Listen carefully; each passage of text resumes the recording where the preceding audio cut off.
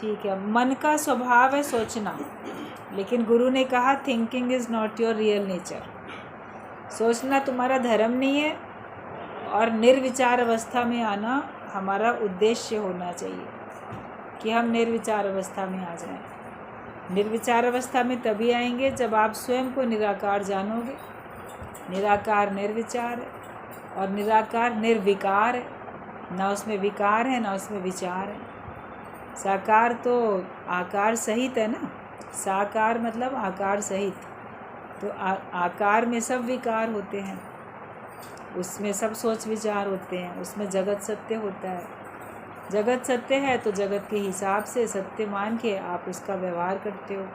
लेकिन जब निराकार में आप पहुंच जाते हो तो आपके अंदर में कोई व्यवहार नहीं रहता। उसके बाद परमात्मा की पूरी जो मर्ज़ी है वो आपके ऊपर पूरी तरह से शासन करती है, और उसमें आप देखो कि आपका मन बड़ा खुश रहता है। जो भगवान के हुक्म से चलते हैं वो खुश रहते हैं, भगवान की इच्छा में चलते हैं तो वो खुश रहते हैं, और जो अपनी इच्छा करते हैं तो उसमें उनको तकलीफ़ होती है, परेशानी होती है। बस अपने को पुरुषार्थ ये करना है कि हमको हर समय सुजागी रहे और अपने लक्ष्य से हम हटे नहीं। वो हमारा सामने है और उसके ऊपर हमारी स्थिति बनी हुई है। मन कहीं किसी भी विकार के अधीन ना हो और किसी विचार में उलझ ना जाए, ये हमें सावधानी रखनी है। विचार आएंगे और चले जाएंगे। गुरुजी का कहना होता था कि आप सड़क पर देख रहे हो, आपका घर है, आप दरवाज़े पे खड़े हो, खिड़की में से या दरवाज़े में से गेट पर खड़े हो के मान लो आप रोड पे देखते हो, तो उस पर वहाँ आपको अनेक लोग आते जाते दिखेंगे, आए गए, आप केवल देख रहे हो, उसमें आपको कोई परेशानी नहीं हो रही है। लेकिन कोई व्यक्ति आके आपके दरवाज़े पे खड़ा हो गया, तब आप विचार करोगे, सोचोगे ये कौन है, क्यों खड़ा हो गया। परिचित होगा, आपका मित्र होगा, तो आप खुशी से उसको जल्दी से अंदर बुलाने के लिए गेट खोलोगे, गेट तक जाओगे। अपरिचित होगा तो आपको लगेगा क्यों खड़ा है, क्या कारण है। दूर से भी आप देखोगे कोई ना खड़ा मेरे घर को ऐसे लगातार टकटकी बांधे देख रहा है, तो भी आपको संशय आएगा कि कौन है जो मेरे घर की तरफ लगातार घूर रहा है, क्यों देख रहा है। तो फिर ऐसे अजनबी लोगों को आप अपने घर के अंदर थोड़ी आने दोगे, जिनसे आपका कोई वास्ता नहीं है। कोई आ जाते हैं, बैल बजाते हैं, आवाज़ देते हैं, कहीं के हम सेल्समैन हैं, सेल्स गर्ल्स हैं, या कोई और कारण से भी कोई आता है मांगने या किसी और कारण से, तो आपको उनसे ज़्यादा वास्ता रखने की ज़रूरत ही नहीं होती है। अगर कुछ समझा के भेजना है या जो संदेश लेना देना करना है उतना कर लेते हो, आप घर के अंदर बुला के नहीं बिठाते हो। तो हम अपने दिल दिमाग में जगत के ख्यालों को बिठाएं नहीं। जैसे अजनबियों को हम घर के अंदर नहीं बुला के बिठाते, ऐसे हम बिठाएं नहीं। जिससे जितना काम लेना है उतना काम लिया और बाहर से बाहर, तो ख्याल भी हमारे ऊपर हावी ना होने पाए। विचारों से हमको जितना काम लेना है उतना ही काम ले लें बस। सुख है एक विचार विच, बोला विचार में ही सुख है, तो सुख वाला विचार रख लो और फिर विचार को छोड़ के आप सुख में आ जाओ। आपने एक विचार कर लिया, परिस्थिति विपरीत है या आपके विपरीत नहीं है, आप उसमें अपने को सुखी रखने का विचार, अच्छाई उसमें भलाई ढूंढ लेने का विचार रख लेते हो, तो वो आपको परेशान नहीं करती है, वो समस्या फिर आपको परेशान नहीं करती है। आप हर बात में अपने को भगवान से जोड़ लो, तब फिर आपके अंदर में कोई कभी दिक्कत परेशानी आने वाली है नहीं। हमें अपने ख्यालों के ऊपर बड़ा कंट्रोल होना चाहिए। ये ख्याल ही तो हैं जो हमको कहाँ से कहाँ ले जाते हैं। अर्जुन ने भगवान से कहा है कि मन जो है पवन की भांति चंचल है, अति चंचल। इसको वश में करना तो वायु के वेग को वश में करने के बराबर मैं समझता हूँ। लेकिन भगवान ने उसको बोला कि अभ्यास और वैराग्य से मन वश में हो जाता है। बहुत अधिक सोचने की किसी को आदत होती है, अभ्यास और वैराग्य रखेगा तो उसके सोचने की आदत कम होते होते समाप्त भी हो जाएगी। जितना आवश्यक हो उतना ही ख्याल करो, शरीर से जितना आवश्यक हो उतना कार्य करो, मन से जितना आवश्यक हो उतना कार्य करो, बुद्धि से जितना आवश्यक हो उतना कार्य करो। बहुत आवश्यकता से अधिक कार्य थोड़ी करना है, जितना हमको काम करना है उतना ही करना है। व्यर्थ का नहीं सोचो और व्यर्थ का कार्य भी नहीं करो। सामने जो आपकी परिस्थिति आती है उसमें जो आपको उस समय उचित लगता है वो आप कर ही लेते हो, सभी लोग कर लेते हैं। ज्ञानी विवेक का इस्तेमाल करके उचित ही कार्य करता है। अज्ञानी व्यक्ति विवेकहीन है तो वो विवेक का इस्तेमाल नहीं करता, तो अनुचित को भी उचित समझ के कर लेता है, क्योंकि उसको सही गलत की भी पहचान नहीं है। विवेक खुलेगा तो आपको सही गलत की पहचान हो जाती है, तब आप कर सकते हो। अपना गुरु हमको जो बताते हैं उस पे चलें और समय को देखते हुए समझदारी भी रखें। सब में भगवान है, सबकी मदद करो, ये सब बातें पढ़ते सुनते आते हैं, तो उसमें कभी आप लोगों ने देखा होगा आप लोग का तो नुकसान होता है। आप आँख मूंद के किसी पे विश्वास कर लो, इतने क्राइम होते हैं, उसके लिए भी कितनी सावधानी रखी जाती है। कोई छोटा बच्चा बोलेगा मैं अपना घर भूल गया, मैं या मेरे को पता है मुझे पहुंचा दो, आप जाके पहुंचाओगे तो उस घर में आप ही को किडनैप कर लिया जाएगा। वो बच्चों को पैसे के लालच दे के भेज देते हैं कि जाओ फलाने को ऐसा बोलो तो वो आएगा, या मदद करने के लिए। तो विश्वास तो नहीं कर सकते। आपको इस तरह से कोई बोले, बोलो अच्छा ठीक है चलो ले चलते हैं, सीधा पुलिस के पास ले जाओ, थाने ले जाओ, बोलो ये बच्चा ऐसे से कह रहा है। या बड़ा व्यक्ति भी जो भी कुछ आपसे मदद मांगता है, आप थाने में ले जाके उसको वहाँ पे पुलिस वालों के हवाले करो कि ऐसे कह रहा है और इसका मदद करिए। आप अकेले अकेले आप क्यों चले जाओगे? ऐसे और भी बहुत छोटी छोटी बातें होती रहती हैं, इतने तरह तरह के क्राइम होते रहते हैं, नए नए क्राइम साइबर में, इसमें उसमें, कैफ़े वाले सब कैसे कैसे करते रहते हैं। भी किसी ने बताया कि मोबाइल का चार्जर भी, आप कहीं भी जाते हो तो अपना मोबाइल अपना चार्जर साथ में लेके जाते हो, ट्रेन में या कहीं जाएंगे तो अपने मोबाइल का चार्जर होना चाहिए साथ में, मोबाइल चार्ज करने की ज़रूरत पड़ती ही पड़ती है। तो मोबाइल के चार्जर से भी ठगी हो जा रही है। कोई भी आपसे मांगेगा, आप ट्रेन में हो या कहीं बाहर हो, किसी पब्लिक प्लेस पे हो, इंतज़ार कर रहे हो कहीं, वहाँ पे चार्जर भी है, आपने फ़ोन चार्ज करने के लिए लगा रखा है, कोई बोलेगा मैं अपना चार्जर भूल गया, आपका चार्ज हो गया तो ज़रा अपना चार्जर दे दीजिए, मैं आपके सामने सामने अपने भी कर लूँ चार्ज भाई। तो कितनी सिंपल बात है कि सभी लोग दे देते। और वो जैसे आपका चार्जर जो है वो अपने मोबाइल में लगाएगा और कुछ उनको सब पता होती हैं ट्रिक्स, तो आपके चार्जर के थ्रू आपके मोबाइल का सारा जो डेटा वगैरह है वो उसमें उसके मोबाइल में आ जाएगा। और उससे भी लोगों ने ठगी कर ली, पता नहीं कितने लाख रुपए किसके ठग लिए, जो कि सुनने में आता है कि ऐसे कैसे लोग कर लेते हैं। आप अपना मोबाइल किसी को दे दो तो उसमें ठगी करेंगे और चार्जर भी दे दो तो भी ठगी।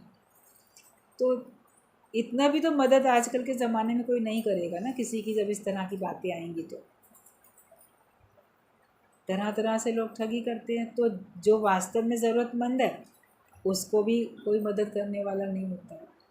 तो समय के हिसाब से आपको किस तरह से मदद करनी है वो भी तो तरीका बदल जाता है।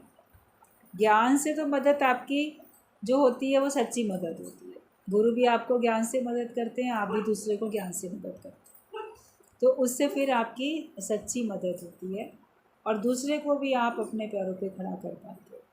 मगर बाकी और चीज़ों के लिए कितनी सावधानी की ज़रूरत है। जहाँ तक आपकी बुद्धि नहीं जाएगी वहाँ तक आपका होता रहता है। फिर इतने मोबाइल पे बच्चे गेम्स खेलते हैं, उससे कितने उनको नुकसान पहुँचते हैं। उनमें वो इतने उसको आदी हो जाते हैं कि छोड़ना नहीं चाहते। माता पिता से ही शत्रुता करेंगे, बड़ों से शत्रुता करेंगे, क्योंकि उनकी तो बाल बुद्धि है, वो उसके उसमें नशे में उसकी गिरफ्त में आ चुके हैं। तो एक कोई किसी ने डाला था मैसेज में, उसमें छोटा सा वीडियो क्लिप, कहीं का सच्चा किस्सा, कि 15 साल का लड़का और वो पूरे घर को तोड़े डाल रहा है, इतना क्रोधी, इतना वो, इतना जैसे कि ज़ोर ज़बरदस्त वाला लड़का वो बन चुका है कि उसके माता पिता भी डर रहे हैं उससे, नुकसान पहुंचाए, माता पिता को मारे पीटे और घर को भी सब तोड़े दे रहा है। इतना उत्पात मचाने वाले मोबाइल के गेम्स के किस किस के चक्कर में। तो उसमें सावधानी के लिए जिसने बनाया था वो बोल रहे थे कि आपका बच्चा भी बड़े होके कहीं ऐसा ना करे, इसके लिए वो आगे बड़े होके आपके ऊपर हाथ उठाए या घर को या किसी और प्रकार से नुकसान पहुंचाए, तो उसका अपना भी तो नुकसान होगा ना। तो उससे अच्छा है बचपन में ही आप उस बच्चे के कस के थप्पड़ मार के मोबाइल छीन लो छोटे पने में। और आजकल तो छोटे छोटे बच्चों को आप खिलौना समझ के पकड़ा देते हो।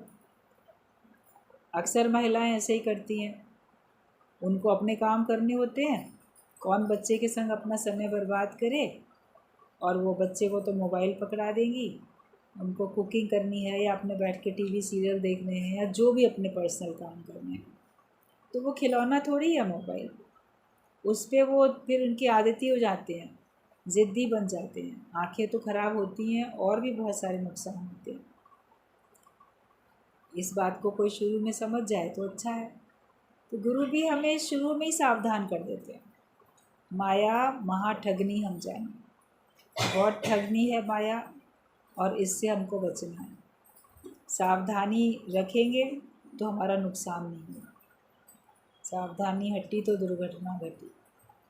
किसी भी प्रकार की दुर्घटना तो घटती ही घटती है, फिर हम बाद में परेशान होते हैं। तो हर एक को कितना बचपन से ही सत्संग की, ज्ञान की कितनी आवश्यकता है, सही समझ की कितनी ज़रूरत है। जो भी धार्मिक ग्रंथ हैं हर एक के, उसमें कुछ अच्छी बातें लिखी हुई हैं और उसको सही तरह से अगर कोई समझाने वाला हो तब वो सही तरह से समझ में आती हैं, वरना उनके अर्थ भी लोग अपने मन से ही कुछ ना कुछ बना लेते हैं, तो अर्थ के भी अनर्थ हो जाते हैं। सही अर्थ जानो और उसके हिसाब से अपना जीवन बनाओ। इस समय अनुसार बहुत कुछ बदलता भी रहता है, जो चीज़ पहले सही थी अब सही नहीं है, जो पहले गलत थी वो अब सही है, कहीं कुछ। आप देखो कितनी उतार चढ़ाव हैं हर एक की लाइफ में, समय में भी पहले क्या होता था अब क्या होता है, सत्संग में भी कितने बदलाव होते हैं। तो जो वो बदलाव पॉजिटिव है, अच्छे के लिए हैं, तो उनको एक्सेप्ट किया जाता है। अब ये नहीं कि उससे गिरावट हो तो उसको हम स्वीकार कर लें, गिरावट जिसमें है उसको तो थोड़ी एक्सेप्ट करेंगे, लेकिन जो अच्छाई का है उसको स्वीकार करते हैं।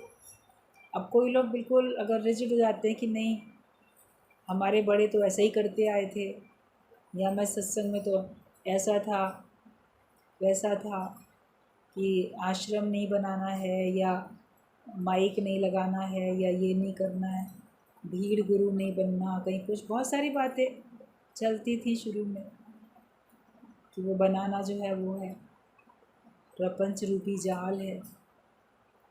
मगर एक सहजता में आवश्यकता अनुसार बनता है, उसमें अटकना प्रपंच रूपी जाल है। अगर हम उसमें अटकते हैं, कोई भी चीज़ बनी और बनने के बाद जैसे मकड़ी ने अपना जाला बनाया और जाला बनाने के बाद वो उसमें खुद ही बैठ के फंसी बैठी है, तो ये नुकसानदायक है। उसने वो बनाती है अपने आवश्यकता है उसको, उसमें उसका भोजन आके फंसेगा, वो उसमें खाएगी उसको। संसार में कोई क्या करता है, उसको आवश्यकता लगती है तो वो बनाता है। लेकिन जो भी बुद्धिमान है, ज्ञानी है, वो रहत अतीत सर्वरस भोगी, सबसे उपराम होके रहता है।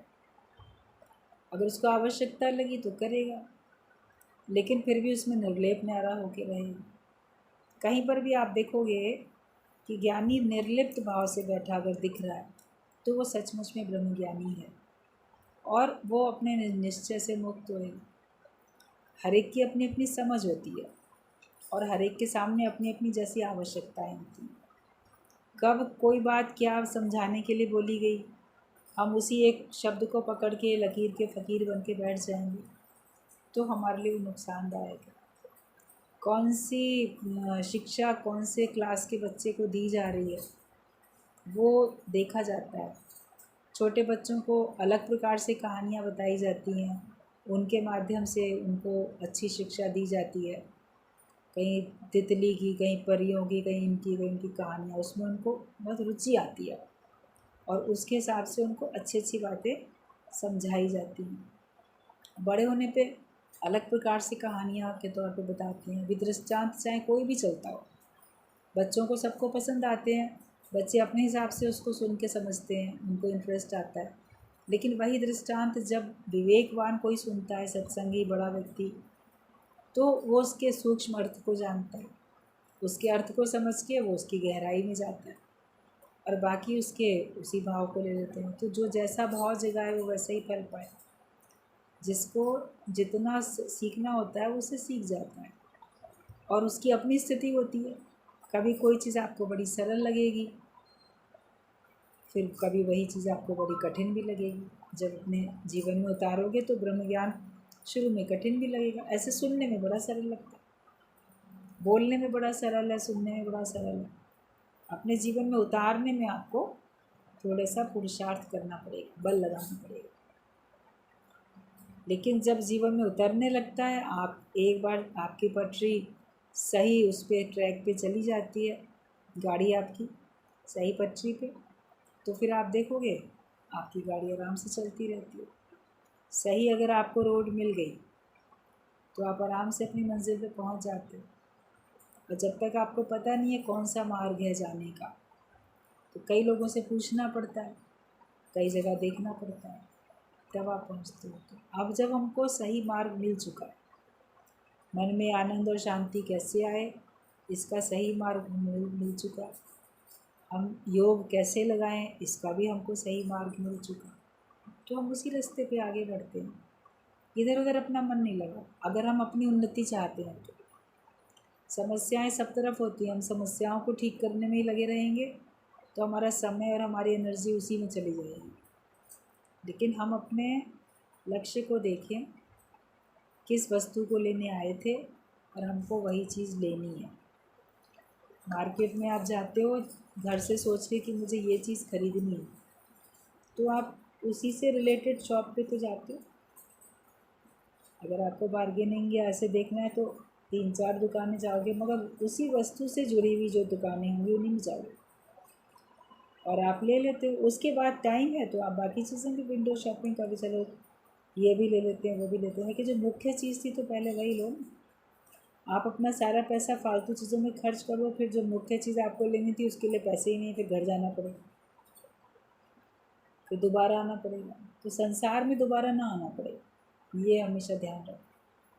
जो वस्तु लेने आए हो मनुष्य जन्म पाके वो वस्तु ले लो और उसके बाद आप सैर करने आए हो, आप सैर करो, मस्त रहो। जहाँ बैठो आत्मिक निश्चय करके बैठो, तो जहाँ जहाँ भी होगा तेरा निश्चय साथ हो। हमें अपना आत्मिक निश्चय हमेशा अपने साथ रखना है। इसके लिए ज्ञान हमारे लिए बल देता है और हमको संभालता भी है। सत्संग का दायरा हमको लक्ष्मण रेखा की तरीके से हमको सुरक्षित रखो। कहीं भी बैठो अपने इर्द गिर्द ये ज्ञान की, सत्संग की लक्ष्मण रेखा खींच के बैठो, तो किसी प्रकार की माया, किसी प्रकार का मन का विचार आपको तंग करने के लिए फिर आपके ऊपर हावी हो नहीं पाएगा। अब जो हम लोग पढ़ रहे हैं इसमें हम लोगों ने सबने पढ़ा था कि एकता होनी हमारे लिए बहुत ज़रूरी है। सामूहिक शक्ति से अलग अलग कोई दुर्बल भी होता है तो भी सामूहिक शक्ति से वो बलवान हो जाता है। यूनिटी में हमेशा ताकत होती है, तो एकता में ही बल होता है। तो हमको भी आपस में एक भाव में रहना चाहिए।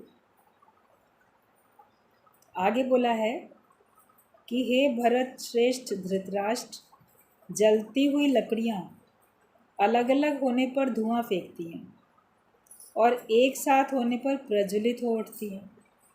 इसी प्रकार जाति बंधु भी फूट होने पर दुख उठाते और एकता होने पर सुखी रहते हैं। अगर अलग अलग होते हैं तो फिर तकलीफ ही है। एक अकेली लकड़ी कितनी देर जलेगी, एक अकेला कोयला कितनी देर जलेगा, और वो फिर बुझता है, राख आती है, धुआं ही देता है। लेकिन जब इकट्ठे होके जलते हैं लकड़ी कोयले, तो उसमें से अग्नि प्रज्वलित होती है और वो काम की भी है। अग्नि में तो आप भोजन बना सकते हो, अग्नि से जो कार्य आपको लेना है ले सकते हो। अगर धुआं ही धुआं है तो उसमें क्या करोगे, बहुत धुआं है। हवन भी होता है तो बड़ा धुआं है, यज्ञ हवन घर में होते हैं, या रसोई में आपको अग्नि जला के, मान लो अभी तो गैस है, इंडक्शन है, बहुत कुछ है, लेकिन अगर मान लो अंगीठी या चूल्हा है तो उसमें लकड़ियाँ तो पड़ी हुई हैं, कोयले भी पड़े हैं, मगर अभी वो धुआं दे रहे हैं। तो बोलो कि बहुत सारा धुआं है, चलो धुएं में खाना बन जाएगा, तो क्या बन पाएगा? जब तक उसमें अग्नि नहीं होगी तब तक नहीं होगी। तो वो फिर एक साथ उससे आती है। तो यूनिटी से हमारे अंदर में वो ऊर्जा आती है, वो प्रेरणा मिलती है। सामूहिक प्रार्थना में बल होता है, इसीलिए सत्संग बोला गया। एक साथ संग करते हैं, सत्संग में बैठते हैं, तो उससे हमको प्रेरणा मिलती है और हम अपना जो भी लक्ष्य था उसको पा सकते हैं आसानी से। इसी प्रकार जैसे जाति बंधु भी फूट होने पर दुख उठाते और एकता होने पर सुखी रहते हैं। तो धृतराष्ट्र को बता रहे हैं विदुर कि जो लोग ब्राह्मणों, स्त्रियों, जाति वालों और गौओं पर ही शूरता प्रकट करते हैं, वे डंठल से पके हुए फलों के भांति नीचे गिरते हैं। मतलब कि अपनी बहादुरी आप उन लोगों के ऊपर क्यों जता रहे हो, अपनी ताकत उन्हीं पे आजमा रहे हो जिनको कि तुमको साथ लेके चलना चाहिए, और उन्हीं के ऊपर आप अपनी ताकत, अपना बल, अपनी वीरता आजमा के उनको कमज़ोर सिद्ध करते हो और अपने आप को बड़ा शक्तिशाली, श्रेष्ठ। तो वो ऐसे होंगे कि जैसे फिर नीचे ही गिरेंगे। तो ना तो कि जो लोग ब्राह्मणों पर, स्त्रियों पर तो अक्सर ही देखा जाता है, परिवार में स्त्रियों के ऊपर काफ़ी जैसे कि अत्याचार होते हैं, अभी भी होते हैं। आप लोग के पहले ज़माने में होते थे, अभी भी होते हैं, तरीके बदल जाते। पहले ऐसे शारीरिक मारपीट बहुत होती थी, अभी बाकी शब्दों से बोलेंगे, टोक ताना करेंगे या किसी और प्रकार से सताएंगे, किसी को परेशान करना, क्योंकि कमज़ोर समझते हैं। या अगर बल है आपके पास तो अपने घर में या और बाहर भी निकल के महिलाओं के ऊपर क्यों आजमा रहे हो, तो वो तुम्हारी बहादुरी थोड़ी है। जो भी लड़कियां, महिलाएं हैं, तो शरीर से तो कमज़ोर हैं, शारीरिक रूप से वो इतनी बलशाली नहीं होती, कोमल होती हैं। आत्मिक बल बड़े उनमें बहुत होता है, लेकिन शरीर से तो कई बार वो एकदम से हार जाती हैं ना। तो उनके ऊपर अपनी ज़ोर आजमाइश क्या करनी। और या फिर जैसे अपनी जाति वालों के ऊपर, उनके ऊपर लोग करते हैं, तो अपने आपस में एकता नहीं होती है, तो उनको क्यों नुकसान पहुंचाना। और कहा कि जो जानवर हैं, गाय वगैरह या और दूसरे भी जानवर हैं, वो तो बेज़ुबान है, उनके ऊपर क्यों ऐसे आजमाना अपना जोर, सताएंगे, मारेंगे, पीटेंगे। अब जानवर को क्या पता कि मेरे से क्या गलती हो गई है, उसको इतना मारेंगे, पीटेंगे। अभी उसमें टीवी में देख रहे थे एक दिन, कोई वीडियो किसी का छोटा सा क्या वायरल हुआ, क्या किया, बताया कि कोई एक आदमी किसी कुत्ते को, जंगली कुत्ते को ऐसे रस्सी से बांध के और कार से घसीटता हुआ, कार चल रही है तेज, ऐसे सड़क पे घसीटता हुआ ले जाना। बोले बेजुबान के साथ कितना अत्याचार हो रहा है, किसी ने बना लिया, दिखा दिया। अब उस कुत्ते ने कोई कुछ किया होगा, या तो भौंका होगा, या कोई जो भी कुछ रहा होगा, अब उसको कार के साथ पकड़ के क्या घसीटा जाए। ऐसे और बहुत होते हैं, रास्ते में कोई किसी को मारेगा, कहीं कुछ करेगा,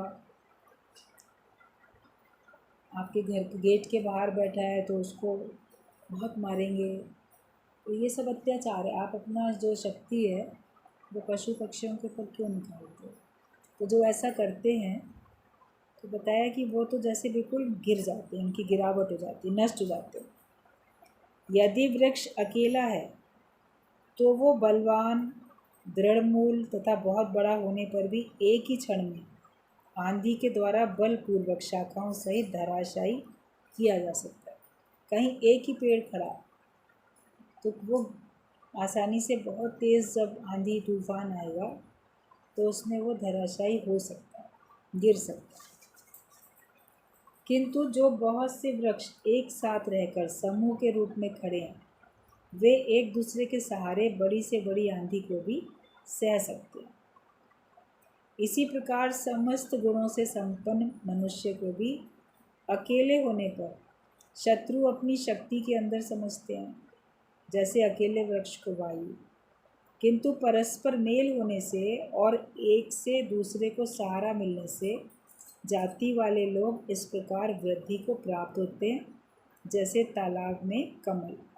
मतलब आपस की यूनिटी के ऊपर बात चल रही है इसमें, कि हमारे अंदर में आपसी एकता होनी चाहिए, आपस में मनमुटाव फूट नहीं हो। आप आपस में एक होके चलो तो आपकी सबकी उन्नति है।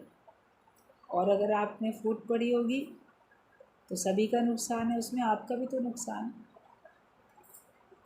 सही का साथ दो, गलत का साथ नहीं दो। एकता होने पर आप सही का साथ दो। जैसे कल भी हम लोग की बात चल रही थी कि कहावत ये तो बन गई कि चोर चोर मौसेरे भाई, लेकिन ये कहावत नहीं बनी कि संत संत मौसेरे भाई। अच्छे अच्छे लोग भी आपस में एक हैं, बुरे लोग तो बड़े जल्दी बना के हाँ ये तो सब एक ही थाली के चट्टे बट्टे हैं, एक। तो अच्छे लोगों के अंदर में एकता भी तो हो ना, तो कहावत बने कि हाँ देखो एक दूसरे के लिए जीते हैं, करते हैं। सच्चे संत के लिए बोला भी जाता है, संत ना छोड़े संत ही कोटिक मिले असंत। लेकिन संत और संत आपस में भी तो प्रेम में रहे ना, तभी तो वो सच्चा संत है। अगर किसी के अंदर में किसी के लिए दुर्भावना है तो वो ज्ञानवान कैसा, फिर वो संत फिर कैसा? भावना तो हमारे अंदर में अच्छी होनी चाहिए। तो एकता में शक्ति है, जो पूरी बातें जो बताई जा रही हैं, एकता में शक्ति है। पुराने ज़माने में राजा लोगों के अंदर में भी आपस में फूट थी, एकता नहीं थी, तो उसका रिज़ल्ट फिर और दूसरे बाहर के आए हुए लोगों ने शासन किया, और उस आपस में एकता ना होने के कारण से शत्रु लोग जो है फ़ायदा उठा लेते, आपस में एक दूसरे को लड़ा के भिड़ा के और अपना मतलब निकाल लेते। वो एकता अगर होगी आपकी आपस में तो कोई भी आपका नुकसान नहीं कर सकेगा। तो ज्ञानी को हमेशा एकता में रहना है, प्यार में रहना है। सत्संग में हो तो सारे सत्संगी आपस में प्रेम में रहो, जहाँ भी हो सबके साथ हिल मिल के मिलजुल के रहो। आपके पड़ोस में जो है उनमें भी, पड़ोसियों में भी आपस में एकता होनी चाहिए, उसमें भी फूट नहीं पड़ी हुई है, किसी में भी नहीं। केवल अपनी कास्ट की बात नहीं है, मतलब कि मनुष्य मनुष्य में आपकी मनुष्य जाति है, किसी की पशु जाति, किसी की पक्षी, कोई पानी के जीव। तो ये जाति वाली बात जो है, तो मनुष्य मनुष्य के प्रति एक भावना है, इस बात के लिए। वरना आप सोचोगे कि हिंदू हिंदू के लिए, या बंगाली बंगाली के लिए, तो पंजाबी पंजाबी के लिए, तो ये कास्ट वाला अपनी कास्ट वाले के लिए, वो उसका छोटा रूप है। लेकिन वास्तविकता ये है कि सभी एक मनुष्य जाति के जो लोग हैं उनकी आपस में एकता होनी चाहिए। तब फिर जो हमारे मन के विकार हैं, जो हमारे अंदर बसने वाले शत्रु हैं, माया ही तो है सबसे बड़ी शत्रु हर एक की, तो वो हमारे ऊपर हावी नहीं होगी। और अकेले क्यों रहें, हमारे साथ भगवान होने चाहिए। अगर हम भगवान को अपने साथ रखते हैं तो फिर हमारा कोई कुछ बिगाड़ नहीं सकता। जिसका साथी है भगवान, उसको क्या करेगा आंधी और तूफान। आंधी तूफान अकेले पेड़ को तो गिरा सकते हैं, लेकिन उसके चारों तरफ और भी हैं तो उनको मुश्किल होती है, वो नहीं गिर पाते हैं। तो आप भी जब अपने को अकेला मान के चलोगे तो तमाम तरह के विचार माया के, मन के आके आपको गिराएंगे। लेकिन जब आप सोचो कि मेरे भगवान मेरे साथ हैं, तो फिर आपका कोई भी कुछ नहीं बिगाड़ सकता। मुझे गर्ज न और सहारों की, एक तेरा सहारा काफ़ी। आपको मान लो कोई साथ नहीं दे रहा है किसी भी कारण से, लेकिन भगवान जिसके साथ हैं तो उसका सब काम बन जाता है। ध्यान में आते हैं तो हमको सच्चा सहारा गुरु भगवान को ही तो पकड़ा के देते हैं कि कोई तुम्हारा हो ना हो, भगवान तो तुम्हारे हैं। और तुम्हारा निश्चय तुम्हारे साथ हो, तुम्हारा ज्ञान तुम्हारे साथ हो, वही तुम्हारी ताकत बन जाता है। तो फिर कोई भी परिस्थिति आपको गिरा के जा नहीं सकती है। कि परस्पर मेल होने से और एक दूसरे को सहारा मिलने से लोग इस प्रकार वृद्धि को प्राप्त होते हैं, जैसे तालाब में कमल। ब्राह्मण, गौ, कुटुंबी, बालक, स्त्री, अन्नदाता और शरणागत, ये अवध्य होते हैं, मतलब इनका वध नहीं करना चाहिए। कोई कितना भी बहादुर है, शूरवीर है, वो उसको किसी और प्रकार से दंडित भले कर सकता है उसकी गलती पे, लेकिन इन अगर ये हैं तो इनको हमें इनका जैसे कि इनका वध नहीं करना चाहिए, इनको मारना नहीं चाहिए।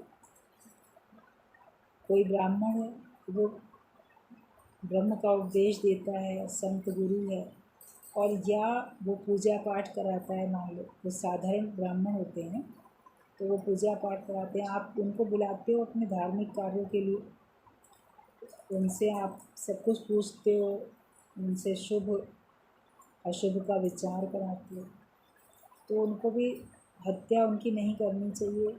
गाय की भी हत्या मना है, उसको भी नहीं मारो। और कुटुंब भी, जो आपके कुटुंब वाले हैं, उनका भी किसी भी कारण से आपको ऐसे वध नहीं करना चाहिए, वरना तो लोग अपने स्वार्थ के कारण से उनकी भी हत्या करने में देर नहीं करते हैं। और बालक का, वो अबोध है, उसके पास अभी इतनी ताकत नहीं है, बच्चे हैं, कोई कैसे भी हो, शत्रु के भी बच्चे हों, आपको उनको, अपने धर्म में यही लिखा है कि आपको बच्चों को नहीं मारना चाहिए, किसी के भी बच्चे।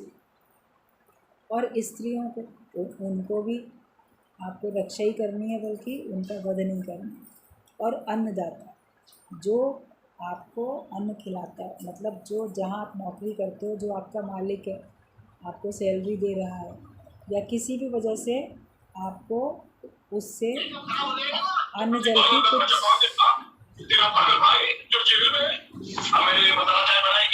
बंद करो मंजू। आप लोग का क्यों खुल जाता है ऐसे एकदम से। तो किसी भी तरीके से जो अन्नदाता है, जिसका हम अन्न खा रहे हैं, उसका नुकसान, उसका वध हमें नहीं करना। वरना नौकर मालिक का ही वध करके चले जाते हैं। घरेलू नौकर हों या किसी और जगह पे हों, किसी दुकान में, किसी फैक्ट्री में, कहीं और हों, तो वो भी वध कर देते हैं।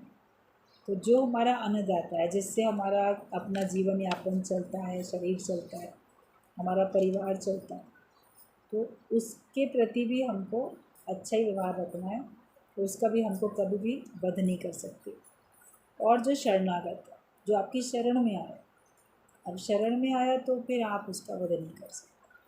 तो पिछले दिनों भी दृष्टांत चल रहा था कि बकरी शेर की शरण में भी चली गई, तो शेर ने भी उस बकरी को नहीं मारा कि मेरे शरण में आई है तो मैं उसको नहीं मारूँगा। उसी का भोजन भी थी, जबकि मार भी सकता था, तो नहीं मारा। तो शरणागत की हमें रक्षा करनी है, हमें उसका वध नहीं करना। ऐसे बहुत सारे उदाहरण मिलते हैं। राजा शिवी का उदाहरण मिलता है, कबूतर की रक्षा करने के लिए वो अपना शरीर भेंट करने को तैयार होगा कि इसके मांस के बदले में मेरा मांस भले ले लो, लेकिन मैं इसकी रक्षा करूँगा। तो कहा कि ये सब जो होते हैं ये अवध्य होते हैं।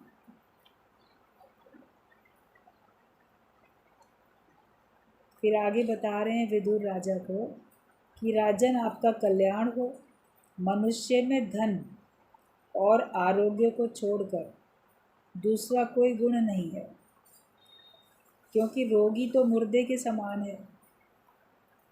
महाराज, जो बिना रोग के उत्पन्न, कड़वा, सिर में दर्द पैदा करने वाला, पाप से संबद्ध, कठोर, तीखा और गर्म है, जो सज्जनों द्वारा पान करने योग्य है और जिसे दुर्जन नहीं पी सकते, उस क्रोध को आप पी जाइए और शांत होइए। उन्होंने शांत होने का उपाय पूछ रहे थे ना, जैसे कि मैंने भी काफ़ी दुर्व्यवहार किया है पांडवों के साथ, तो अब युद्ध में वो मेरे तो सारे पुत्रों को मार ही डालेंगे। ये जो मुझे भय लग रहा है और मेरे मन में शांति नहीं है, तो उसके लिए सारा उपाय पूछा था। तो इतना सब लंबा चौड़ा वो बता रहे थे विदुर उपाय।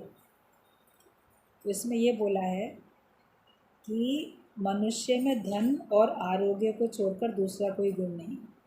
धनवान है तो समझता है मेरे पास बहुत कुछ है, या मान लो वो बीमार नहीं है, स्वस्थ है, तो बस यही उसका गुण है।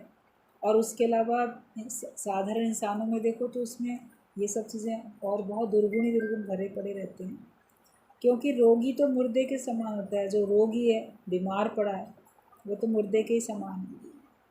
तो कहा है कि जो ये क्रोध है, क्रोध तो बिना रोग के उत्पन्न हो जाता है। कोई बीमारी आएगी तो उसके कारण से बड़े सारे लक्षण उत्पन्न होंगे, लेकिन क्रोध तो आपके कोई शरीर की बीमारी के कारण थोड़ी उत्पन्न हो जाता है। आपके मन की इच्छाएं पूरी ना होने के कारण से क्रोध उत्पन्न होता है। आप जैसा चाहते हो वैसा नहीं हुआ तो आपको क्रोध आ जाता है। तो वो बता रहे हैं कि जो मुर्दे के समान होता है, जो जो रोगी है, और जो रोग के बिना रोग के ही उत्पन्न हो जाता है, कड़वा है और सिर में दर्द पैदा करने वाला है। क्रोध जो है वो आपके सर में दर्द पैदा करता है और पाप से संबंध है। क्रोध हमेशा पाप से संबंध होगा, पुण्य से नहीं होगा। उसके कारण से आप कोई ना कोई पाप जरूर करोगे, उससे जुड़ा होता है। और क्रोध में कठोरता है, तीखापन है, गर्म है, और जो सज्जनों द्वारा पान करने योग्य है। इस क्रोध को सज्जन लोग ही पी सकते हैं, जिसे दुर्जन नहीं पी सकते। उस क्रोध को आप पी जाइए और शांत होइए। रोग से पीड़ित मनुष्य मधुर फलों का आदर नहीं करते, विषयों में भी उन्हें कुछ सुख या सार नहीं मिलता। रोगी सदा ही दुखी रहते हैं, वे ना तो धन संबंधी भोगों का और ना सुख का ही अनुभव करते हैं। तो जो भी रोगी होगा उसको मीठे फल भी अच्छे नहीं लगेंगे, उसको संसार के सुख भी नहीं अच्छे लगेंगे। वो बोलेगा पहले मेरी बीमारी दूर हो। तो शरीर की बीमारी में जब हमें कुछ नहीं सुनाता, तो जो हमारे मन में रोग हैं इतने, इच्छाओं के, कामनाओं के, विषय विकारों के, सब रोग ही तो हैं। बोलते अहमता, ममता और कर्ता, ये 3 महारोग हैं। मेरे अंदर अहम है कि मैं कुछ हूँ, ये एक बहुत बड़ा रोग है। और फिर ममता, अहमता और ममता, मैं हूँ तो मेरा भी है, तो मेरेपन का, ममता का रोग है। और उसके बाद कर्तापन का, मैं करता हूँ, मैंने ये किया, मैंने वो किया, इसी बात में मनुष्य रहता है। तो ये 3 महारोग बोले गए हैं, अहमता, ममता और कर्तापन। तो जिसके अंदर में रोग होंगे तो उसे कोई भी मीठा फल अच्छा नहीं लगेगा। ज्ञान के तो मीठे फल हैं, वो दादा ने बीज जो उगाए हैं, एक दिन उनसे फल निकलते हैं। तो ये ज्ञान के फल हम लोग वचनों के, कितने सुंदर सुंदर मीठे मीठे फल हम लोग सब खा रहे हैं। जो सुन के ताकत आती है, ज्ञान सुन के कितनी ताकत आती है। तो ये तो अच्छे लग रहे हैं हमको, लेकिन जो बीमार व्यक्ति होगा उसको फल वगैरह भी कड़वा ही लगेगा। तो जिसमें अहमता, ममता और कर्तापने का रोग होगा, उसको ज्ञान के वचन भी अच्छे नहीं लगेंगे सुनने में, वो सुनना ही नहीं चाहेगा, उसको वो भी कड़वे ही लगेंगे। तो जो रोगी होता है उसको तो सब मीठे फल भी नहीं अच्छे लगते, और उसको माया से भी कोई सुख नहीं मिलता रोगी को। तो जिसके अंदर अहमता, ममता और कर्तापने का रोग है, उसको कहीं भी चैन नहीं मिलता, परेशान ही रहता। और वो सुख का अनुभव नहीं करता। तो विदुर लास्ट में इसमें बोल रहे हैं कि राजन, पहले जुए में द्रौपदी को जीती गई देखकर मैंने आपसे कहा था कि आप द्रुत क्रीड़ा में आसक्त दुर्योधन को रोकिए। जो ये जुए का चल रहा था खेल, उसको रोको। विद्वान लोग इस प्रवंचना के लिए मना करते हैं, किंतु आपने मेरा कहना नहीं माना। वो बल नहीं था जिसका मृदुल स्वभाव के साथ विरोध हो। सूक्ष्म धर्म का शीघ्र ही सेवन करना चाहिए। जो भी हमारा धर्म है उसको हमें तुरंत मान लेना चाहिए। क्रूरता पूर्वक उपार्जन की हुई लक्ष्मी नश्वर होती है। यदि वो मृदुलता पूर्वक बढ़ाई गई हो तो पुत्र पौत्रों तक स्थिर रहती है। अगर आप धर्म के अनुसार प्रेम से अगर धन भी इकट्ठा करते हो तो वो धन आपके आगे परिवार के लोगों के भी काम आता है, उनको भी सुख देता है। लेकिन अत्याचार करके क्रूरता से अगर आप कोई धन इकट्ठा करते हो तो वो चंचल होता है, वो नष्ट भी जल्दी हो जाता है।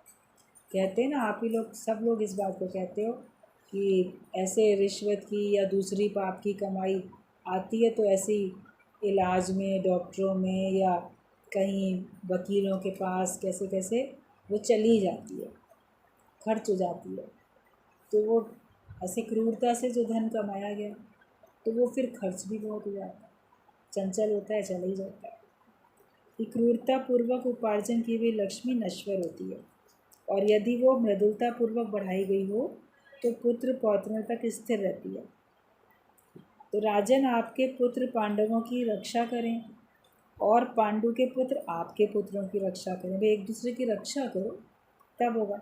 सभी कौरव एक दूसरे के शत्रु को शत्रु और मित्र को मित्र समझे। सबका एक ही कर्तव्य हो, सभी सुखी और समृद्धशाली होकर जीवन व्यतीत करें। इस समय आप ही कौरवों के आधार स्तंभ हैं।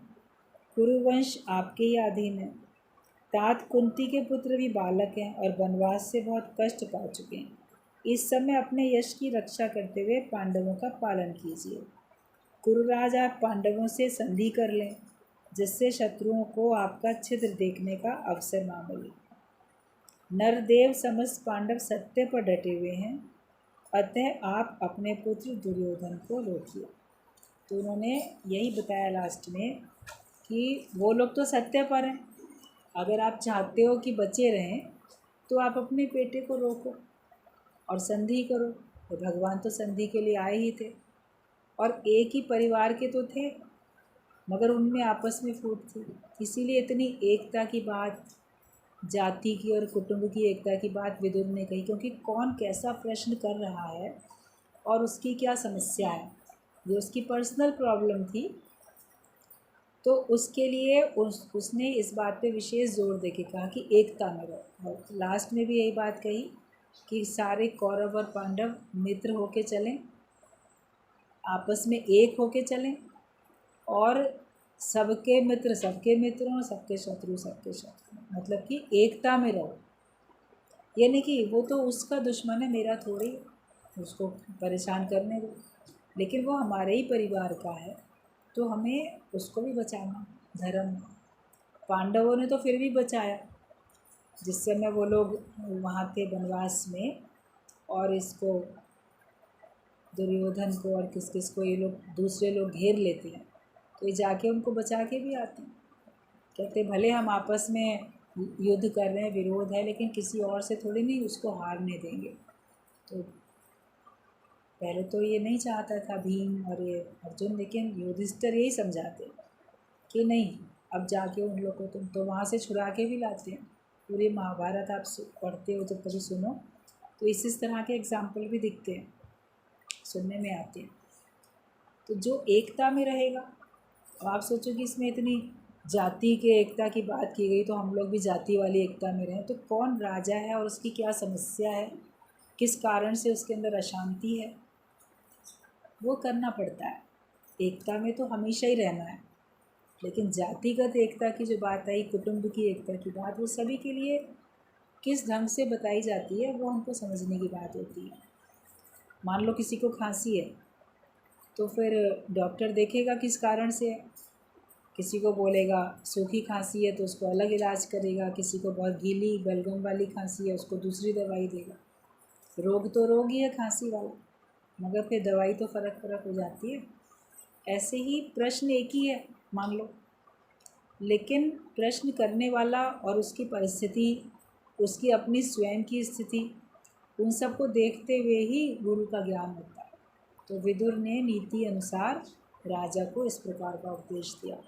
हम लोग भी एक कॉमन सत्संग जब सुनते हैं तो हमको सारी कुछ एक सी बातें ही मिलती हैं जो सबके लिए लाभकारी हैं, लेकिन फिर भी कभी जिसकी अपनी पर्सनल प्रॉब्लम होती है तो उसके लिए विशेष तौर पे उसी की बात करके जवाब दिया जाता है। तो उसमें से बहुत कुछ आपको अपनाना होता है, बहुत कुछ आप उस समय फॉर द टाइमिंग छोड़ना पड़ता है। कौन सी बात किसके लिए कही जा रही है और तुम्हारे लिए वो कब लागू होगी। अभी कोई नया आता है उसके लिए क्या बात लागू होगी, और जो काफ़ी समय से सत्संग सुन रहा है उसको माया से उपरान होने के लिए कितना बोल्ड स्टेप उठाना पड़ेगा, वो एक अलग बात है। किसी को शुरू में जोश में कितना बोल्ड स्टेप उठाना है वो एक अपनी अलग बात होती है। तो सत्संग को भी आप एक दिन अगर सुनोगे, एक ही बार में सुनोगे, तो उसमें आपको कभी कोई कमी भी नज़र आ सकती है या मन उलझ सकता है, ये बात ऐसे कही वैसे कही, क्यों कही, इसका क्या मतलब है। लेकिन जब आप थोड़ा 8 दिन 10 दिन लगातार अगर सत्संग सुनते हो तब फिर आपको उसका पूरा का पूरा मतलब समझ में आता कि क्या बात है।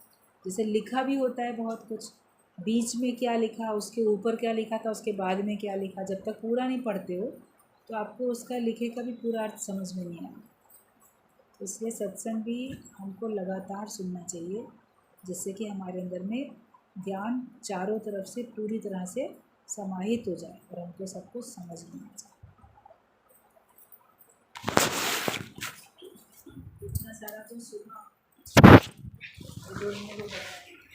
सारी बातें बता रहा हूँ।